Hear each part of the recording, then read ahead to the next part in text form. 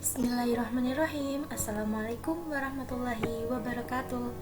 Selamat pagi anak-anak semuanya. Kembali lagi dengan materi komputer akuntansi kelas 12. Oke, sekarang kita akan melanjutkan untuk pencatatan poin keempat, yaitu cadangan kerugian piutang dagang 5% dari saldo piutang. Nah, ini berhubungan dengan pencatatan kerugian piutang ya. Jadi kita mencadangkan terlebih dahulu sebelum terjadinya akun piutang yang tidak tertagih seperti itu.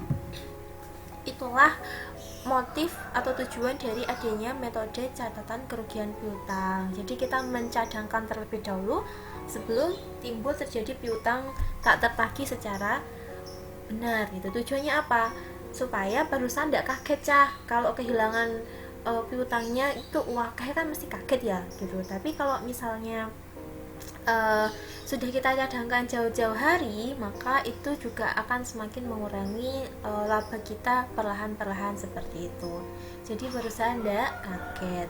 Tapi kalau pakai metode CKP, pada dasarnya kan itu tidak ada uangnya ya kan, itu harus dikeluarkan juga ketika kita membuat laporan arus kas tuh.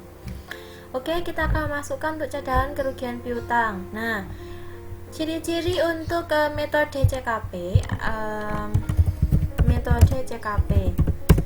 yaitu kalian memperhitungkannya ada beberapa ya langkah-langkahnya. Itu bisa bisa prosentase berdasarkan piutang, prosentase berdasarkan umur piutang, ataupun berdasarkan dari penjualan ya. Kalau dari penjualan tidak usah kalian perhitungkan allowance-nya, tetapi kalau berdasarkan piutang dan juga berdasarkan prosentase umur piutang, silahkan kalian perhitungkan akun allowance for double debt tuh. Kalau akun allowance-nya di sebelah kredit, maka dia akan mengurangi. Kalau allowance-nya di sebelah debit, maka dia akan menambah. Oke, langsung saja kita lihat. Nah, langkah-langkahnya gimana, Miss? Langkah-langkahnya adalah 5% dari saldo piutang. Kita harus tahu berapa nih saldo piutang dari PT Gesti kayak gitu kan. Kita masuk ke menu account lagi, account list. Kita masuk ke account receivable. Berapa? Oh, ternyata piutangnya adalah sebesar 944.350.000. Oke, kita hitung 5% dari itu ya. Oke. 9 berapa tadi? 5% ya. 5%. Untuk nominal piutangnya adalah 944.350.000. Oke. Jadi ini nominal piutang, maka kita kalikan 5% dari ini berapa? Oh, ternyata 47.217.500.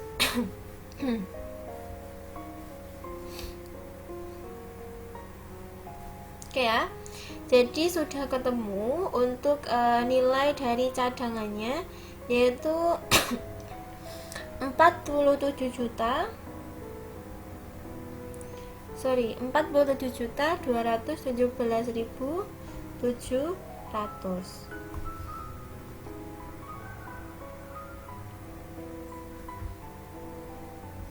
Nah, batuk.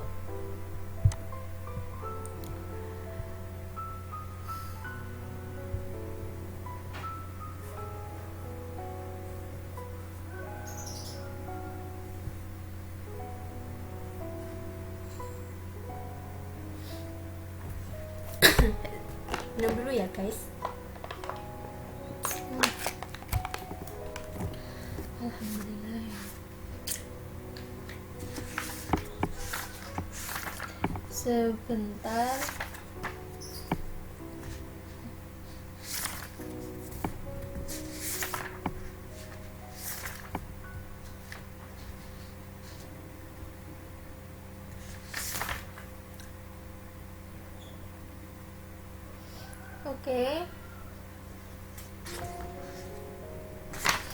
Oke ya.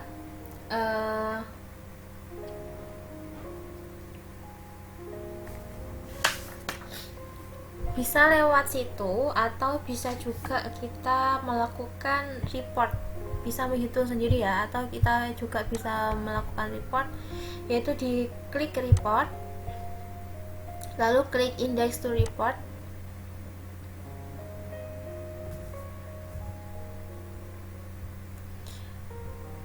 lalu klik trial balance.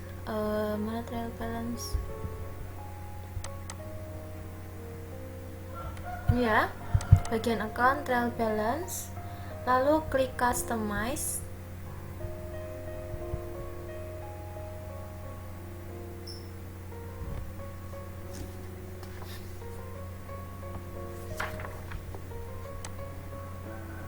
seharusnya ada di sini tapi nggak ada,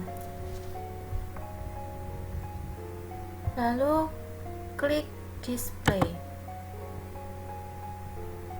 Bisa juga kalian lihat di sini ya.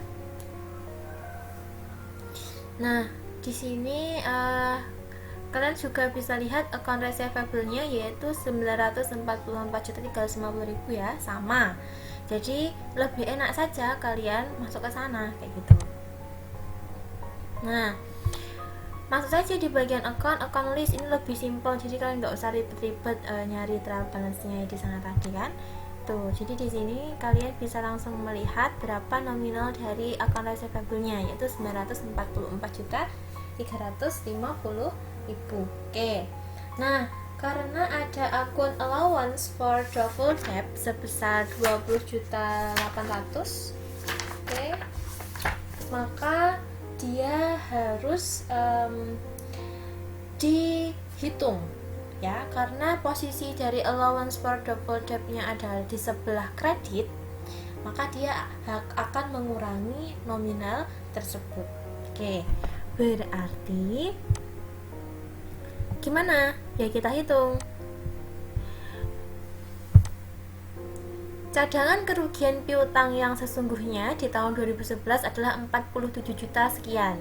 Karena ada akun CKP di sebelah kredit, ya, maka dia akan mengurangi berapa? Sebesar 20.800.000. Oke, ini ya 20.800.000. Nah, maka hasil akhir yang akan kita entrykan adalah 47 juta sekian dikurangan dengan 20.800 adalah 26.417.500. Jadi beban kerugian piutang yang menjadi beban tahun 2011 sebesar 26 juta sekian. Nah, itu ya. Lalu kita kembali ke Mayap. Kita masukkan, untuk buktinya adalah BM12-2. Memonya adalah penyesuaian cadangan, penyesuaian kerugian piutang. Bukan kerugian, cadangan kerugian piutang.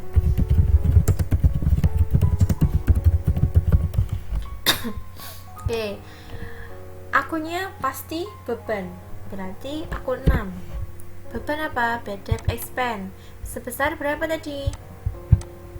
26.417.500. 26.417.500 ya.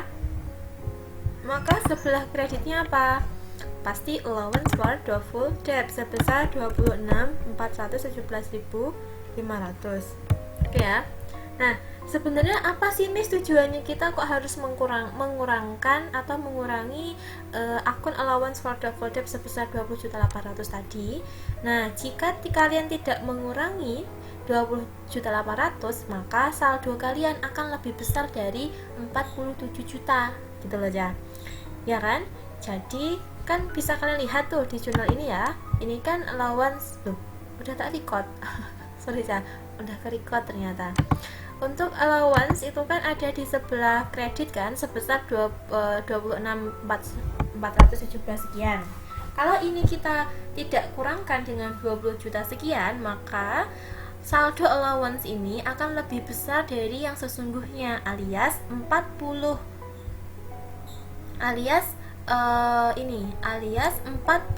juta tadi akan ditambahkan dengan 20 juta 800, akan lebih besar. Dan itu kan salah, yang seharusnya kan total akhirnya untuk allowance adalah 47 juta sekian gitu ya.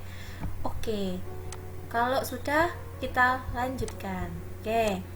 Oke, untuk BM12-2 transaksi 1 sampai 4 sudah selesai ya. Kita lanjutkan untuk transaksi ke berikutnya, yaitu BM12-3.